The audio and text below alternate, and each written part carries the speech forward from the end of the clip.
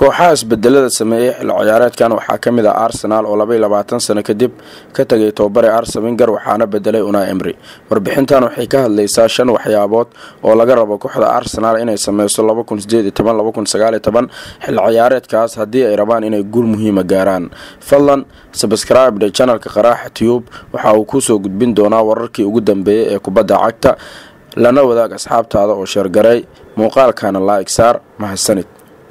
Arsenal waxaa laga doonayaa inay hiigsato waxyaabo badan xil ciyaareedkan 2018-2019 si ay u muujiyaan isbedelka weyn ee kooxda. Arsenal tallaabada ugu horeysa ee laga rabo waxa ay tahay in marka koowaad weeraryahankooda Pierre-Emerick Aubameyang uu dhaliyaa 30 gool iyo wax ku dhow. Aubameyang waa mid ka mid ah ciyaartooyda ugu gool dhalinta wanaagsan Europe, waxa ay ka soo qaateen kooxda Borussia Dortmund horyaalka Bundesliga ayuu ka yimid. Saa darteeda xidigan sidii uu sameyn jiray Robin van Persie oo kale waa inuu gaaraa 30 gool haddii Arsenal ay u baahan tahay inay guul muhiim ah ka gaarto kulamada ay ciyaareyso.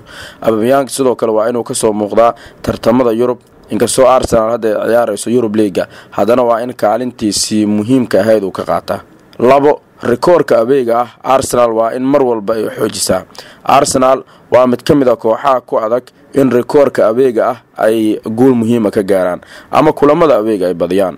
Iqaabta ay kala kulmayaan kulamada abeega ah kooxda ka dhisan London waxa ay u sahlaysaa inay lumiyaan fursadooda u tartamida horyaalka ama boosaska hore.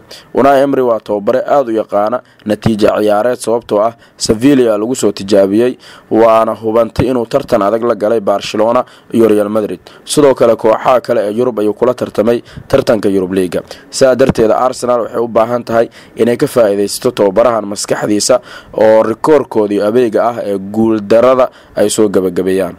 Arsenal waa inay ku dadaashaa sidii ugu dhameysan lahayd qodobka 3aad meel ka sareysa kooxda kubadda cagta ee Tottenham.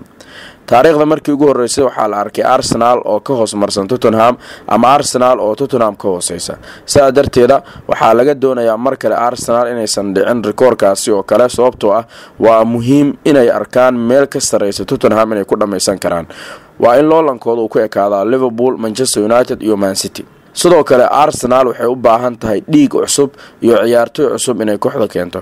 Peter Cech ay ka soo qaateen Chelsea 3 sano ka hor balse Arsenal uma muuqato koox u baahan in goolayahaas ay sii haystaan.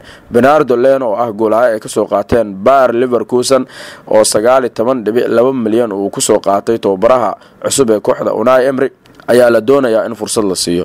Waa hubantay in goolayahan uu ku soo bixi doono goolhaye khibrad sare leh oo Arsenal caawiya waa haddii ay fursad fiican siiyaan.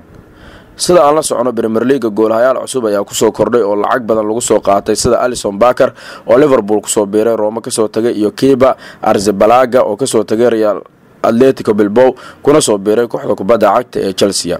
goolahayaashaas waa inuu la tartamaa Bernardo Leno oo fursad fiican la siiyaa. Arsenal waa inay qaadaa tartanka Europe League ama final waa inay tagaan.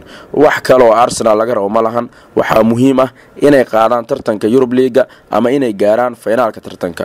Unai Emery waa tababare aad u wanaagsan. Sevilla ayuu 3 jeer oo xiriir u qaaday tartankan 2014 ilaa 2016 isagoo hadda haysta ciyaaryahano muhiim ah oo kooxda caawin kara iyo sidoo kale tartan ama horyaal xiisad iyo xamaasad leh. waxaa laga doonayaa falkii uu sameeyay sanado ka hor inuu Arsenal uu ka saacido ayna qaadaan tartanka Europe League. haddii Arsenal 5 waxyaabood ay joogteyso xil ciyaareedka 2018-2019 falanqeeyaasha kubadda cagta waxay isku raaceen in Gunners natiijo fiican ay ka soo bixi doonto dadaalka ay sameyn doonaan xil ciyaareedka soo socda. mar kale waad ku mahadsantahay daawashada muuqaalkan. waxaan ka codsanaynaa inaad subscribe dhahdo channelkeena Qaraaxa Tube si aad u hesho wararkii ugu dambeeyay ee kubadda cagta lana wadaag asxaabtaada oo share garay like na saar mahadsanid.